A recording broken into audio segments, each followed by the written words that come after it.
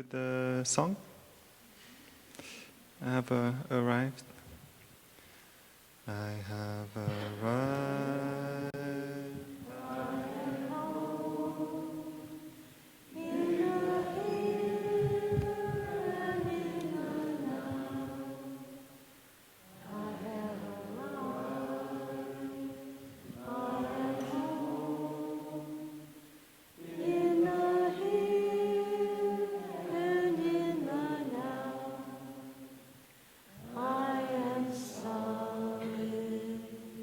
I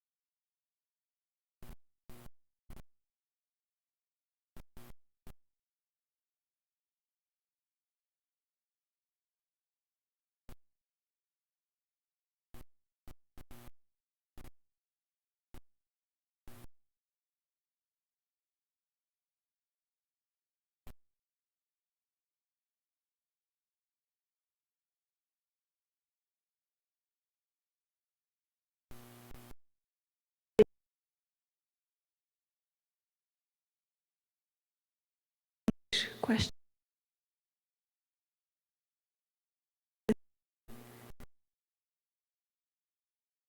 How does your intensive practice? I like question because it's about ripening. So it's like fruits, trees, and growing and all of that. I like this image, ripening in the practice.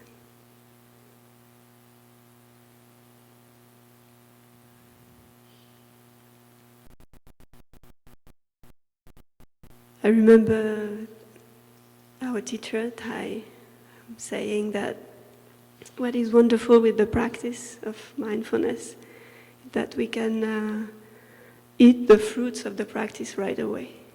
We don't need to wait more than 2 breaths or 1 breath before we can enjoy the fruits of the practice. And that's something that stayed with me a lot, especially at the beginning of the practice, because it gave me a lot of confidence. Just within a few breaths or a few steps, we were told we could enjoy and benefit from the fruits of the practice. And I would often say we don't need to practice 10 years to transform our suffering and to be able to touch the depth of the practice of mindfulness. And at the same time, there is a reality in our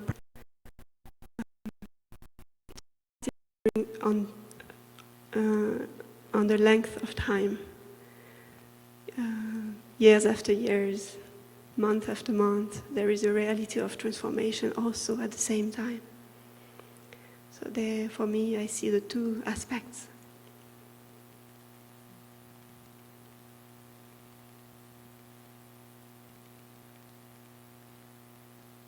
So it's very clear for me that the practice is like a tree which has its own seasons. And sometimes we can harvest right away and sometimes not. And some aspects will take a very long time to transform and some will transform right away. And what is quite amazing with that is that it's very alive. It's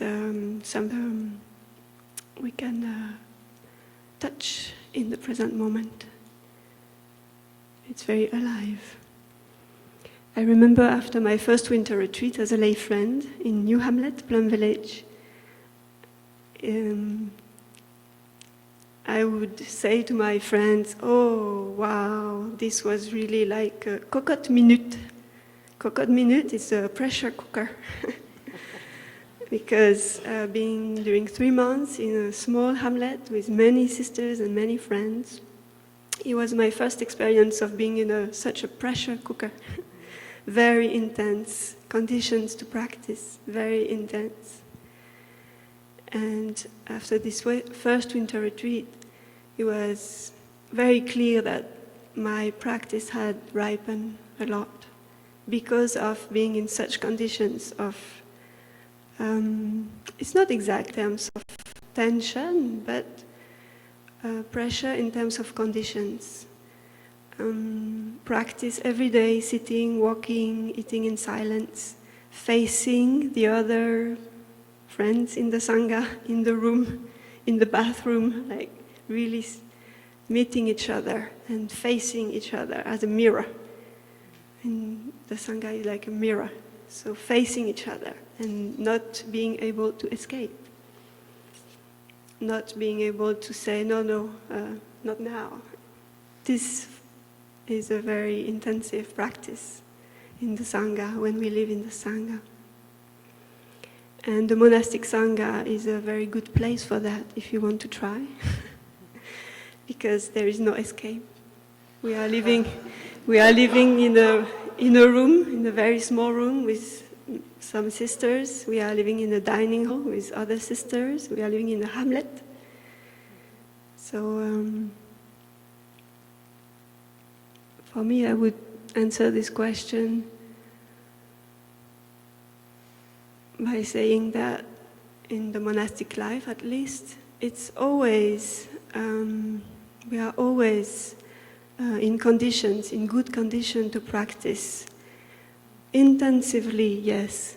It doesn't mean that it's necessarily stressful, But it's very intense because the aim to be here, to be a monastic, is for me to face myself and not to escape anything.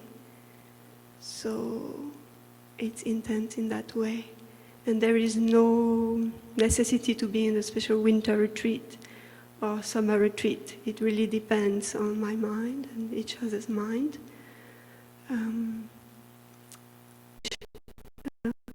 Every condition is an invitation to face ourselves and to transform our suffering. So there is no special moments which are more specific, where we sit 10 hours and something like that. It's not part of our practice. Every opportunity is a practice, every moment. And speaking about intensity, we in each of these moments we practice to relax. We practice to let go and to abandon ourselves. So there is this double aspects of intensity, pressure cooker, and letting go all the time, and trusting ourselves in the Sangha, and trusting ourselves in the practice, in the Dharma. So that's just my little experience about this question. I especially appreciate the... Thank you for listening.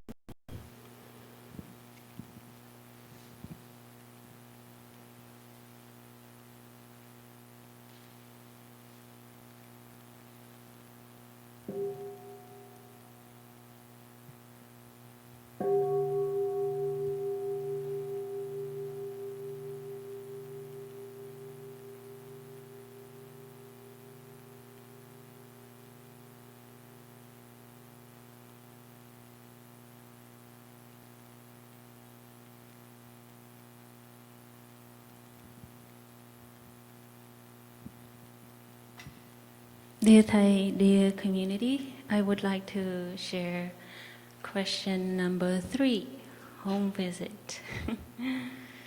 I think even we are in a monastery, or most of us now, we are at home. We maintain the basic practices to keep, not to lose ourselves in our negative habit energies. And so I want to maintain my steps when I walk, during my traveling. Everywhere I go, I want to maintain the basic mindful walking. And of course, mindful breathing, deep breathing in difficult situations that I encounter. And there's so many method of practices that we can maintain wherever we go. Like practice of deep listening and loving speech, especially when we have interaction with our friends, with our loved ones, family members at home. They might not know anything about, any practices. And so I would listen to them more, and so I can understand their, their joy and their shortcomings, their difficulties. Listen to them more than talking or reacting or correcting them. And I listen to be able to understand so I can accept the way they are. And I also take time to basic practices. I could practice mindful walking in the fresh air every day, 10 minutes, 15 minutes, to really maintain my calmness, my clarity, my freshness, so I can be ready to accept anything around me. Or if somebody feel irritated or angry at me, then when I'm calm, when I'm fresh, when I'm myself, when I can be myself, I'm not carried away by the negative habit energy of my surrounding, That's very helpful and maintain my happiness.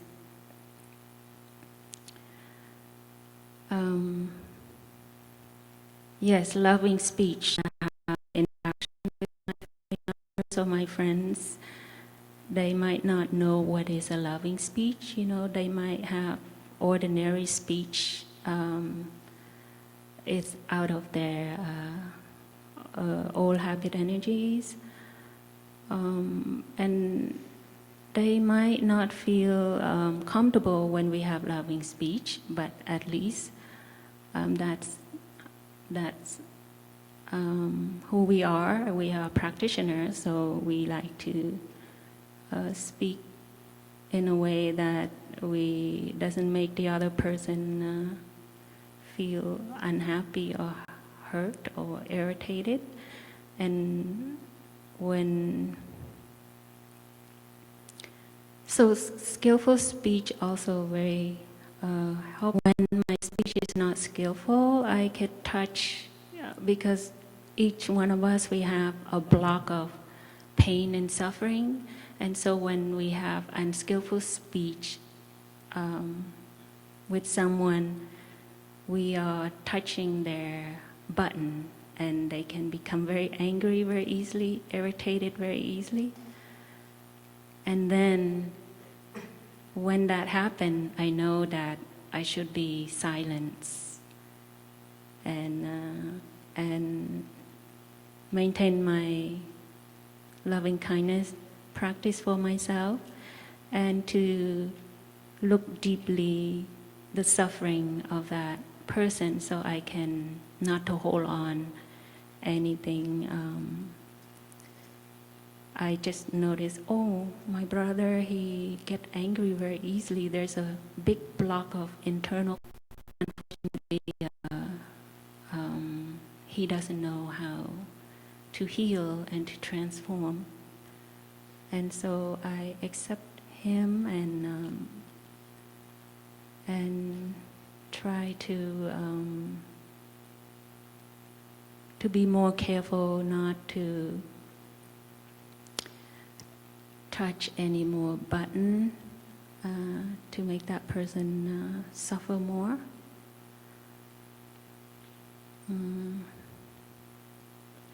Yes, so just maintain the basic practices that you do in the monastery will be very helpful. So, thank you.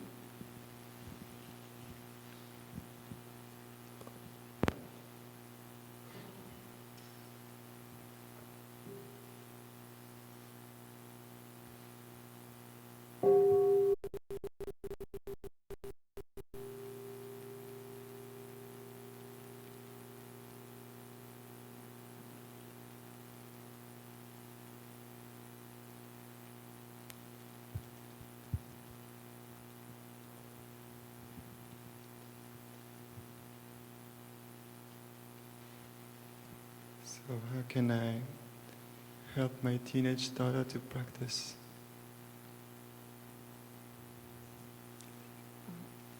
When my mother started getting interested in Buddhist practice, she didn't tell anyone in the family. She would read books, she would go on retreats, but she wouldn't tell anyone at home. I did like this for a while, almost a year, I'd say, because she needed to take care of her own suffering first, deal with the stress, also unresolved emotions inside that she didn't have time to face, because maybe life in society, the work that needed to be done, both at her company and at home. So she didn't tell anyone, she just practiced for herself. Until one day my sister seem different. You look much happier. So what has happened to you? And that's when she started sharing about this Buddhist thing. And but I believe my mom's greatest gift to my sister and to me and to the whole family was first and foremost her own transformation, her own happiness. Yeah. Sometimes we might think that if I take care of me, it means I'm selfish. Yeah. So it's bad to take care of me.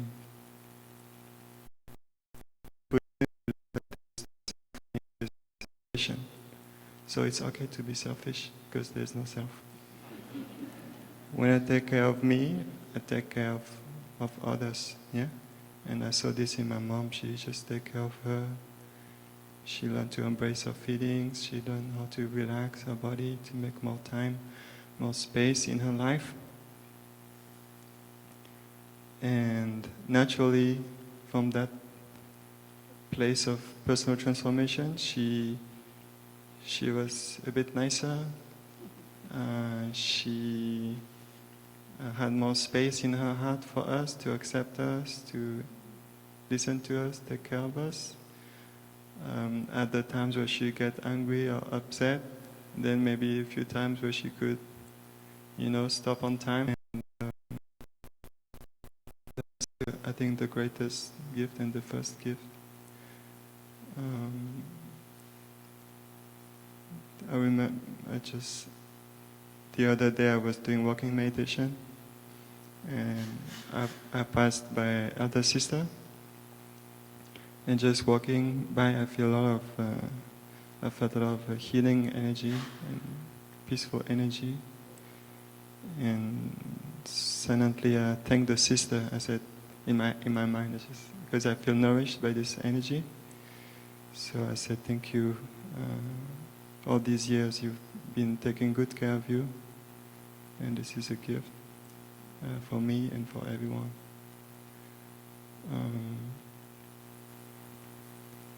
And now I want to talk about Dharma. Meanings. One is teachings of the Buddha.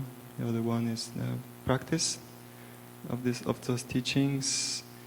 Dharma also means nature or truth, but not any type of truth, but the type of truth that is healing. Yeah, there are some types of truth they're not healing, and there are some healings that are not based on truth, so that they're not solid. So when it's both truthful and healings, that's Dharma. And this Dharma is not the property of any religion or anyone. Dharma also means virtue. So these are the types of virtue you develop through these practices. And this Dharma,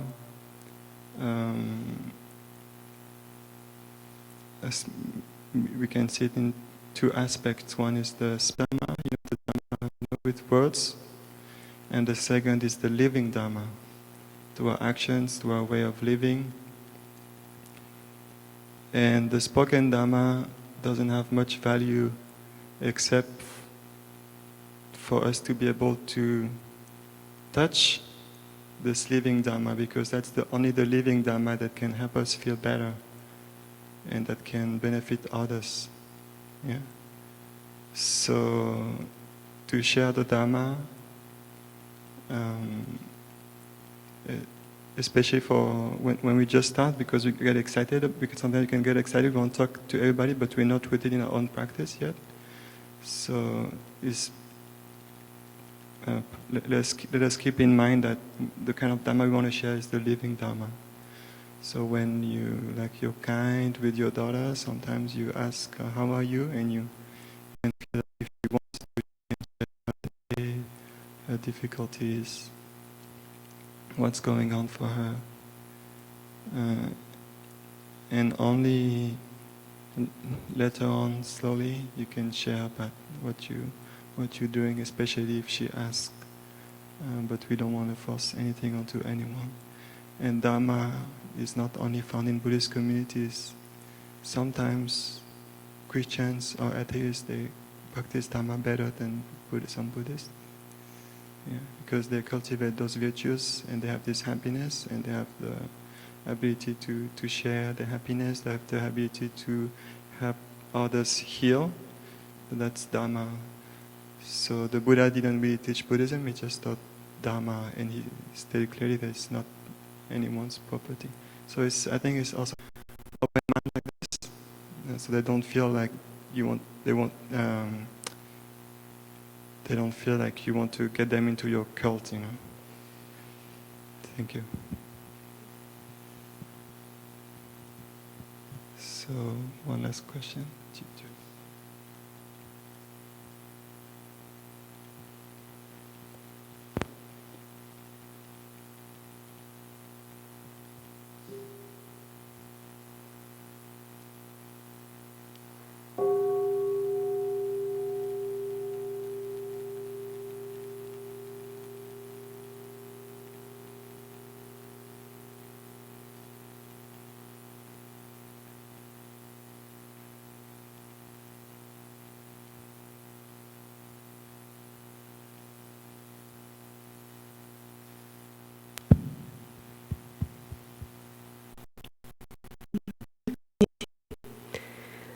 The question about death and impermanence. For me, it's very delicate to speak about this. It's very sensitive, and I know I don't have the capacity to know what someone can go through. I mean, each of us, we are going through huge sufferings when we meet death, so I feel I don't have the capacity to really talk about this.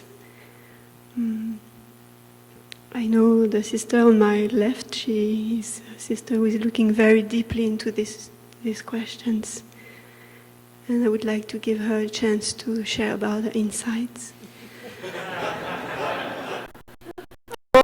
I just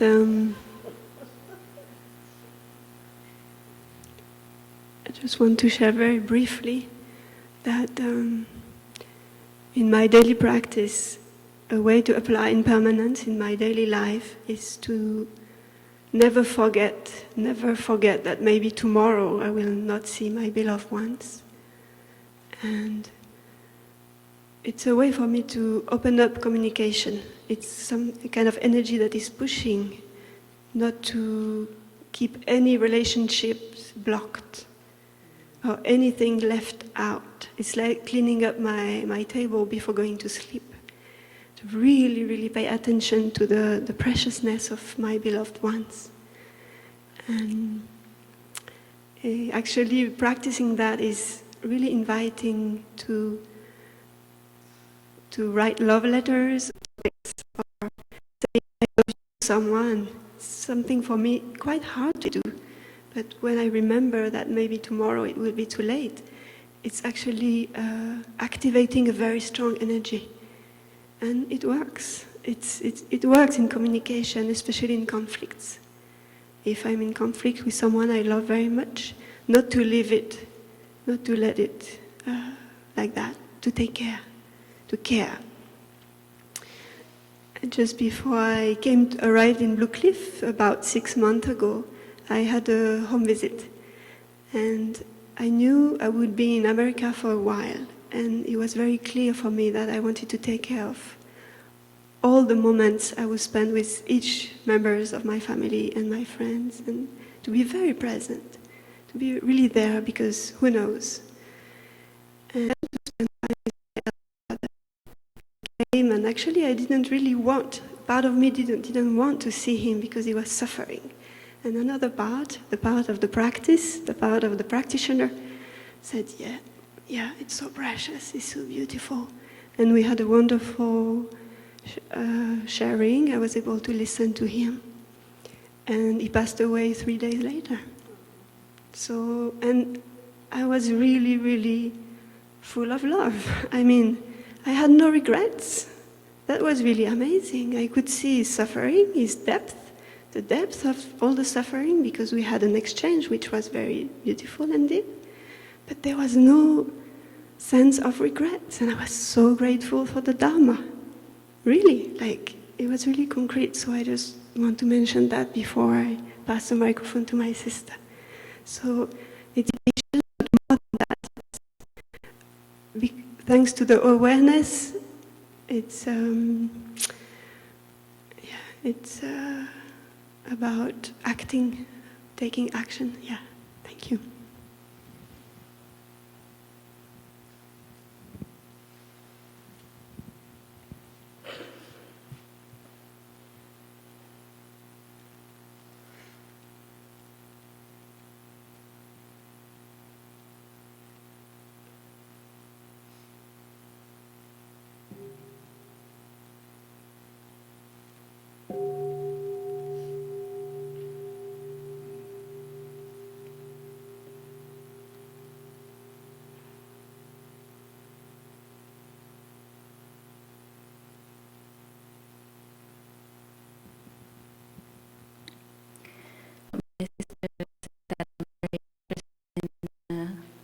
Birth and death topic, and that's one of the reasons that I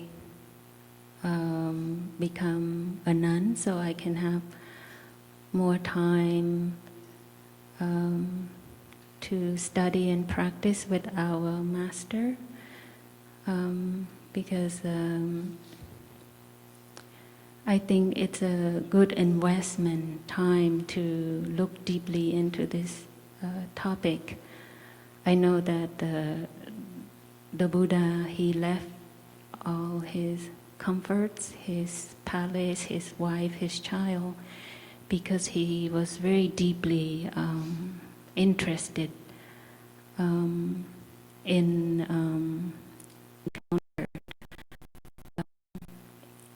sickness, death, and so on. And for me, the practice of mindfulness is a path of preparation for me to see the reality of life more deeply, because when I don't practice mindfulness, I see things opposite of the spiritual ultimate dimension practice. So even the simple basic practices that we do every day is to help me to come back to the reality of life, to touch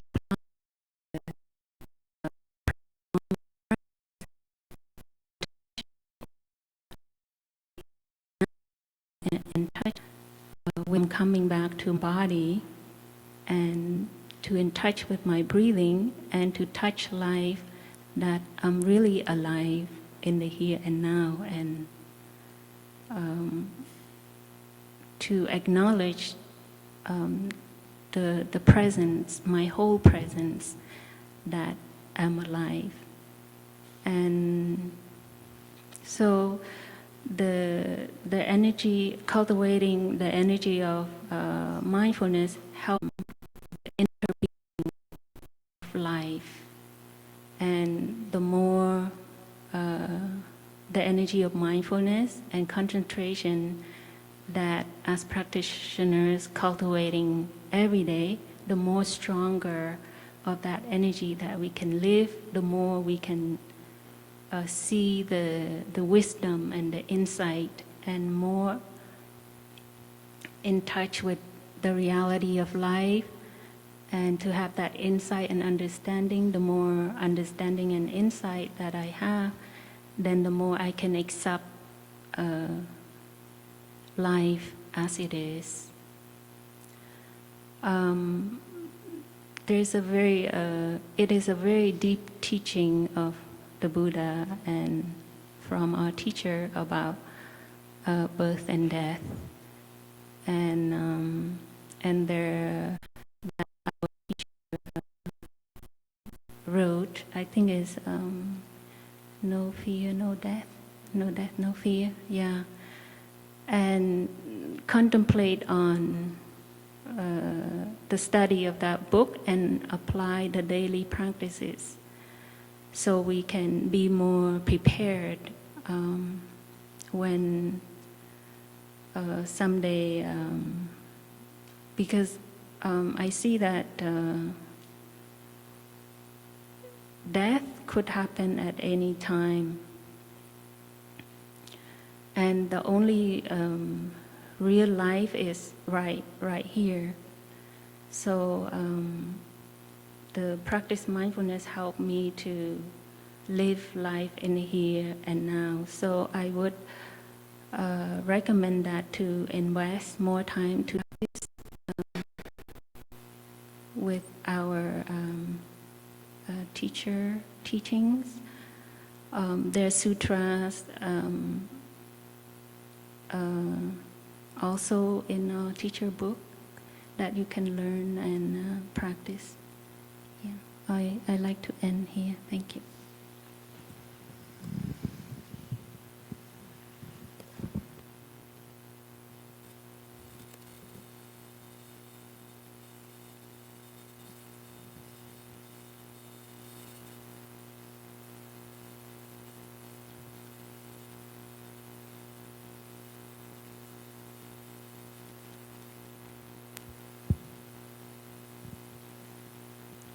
So we finished. Thank you.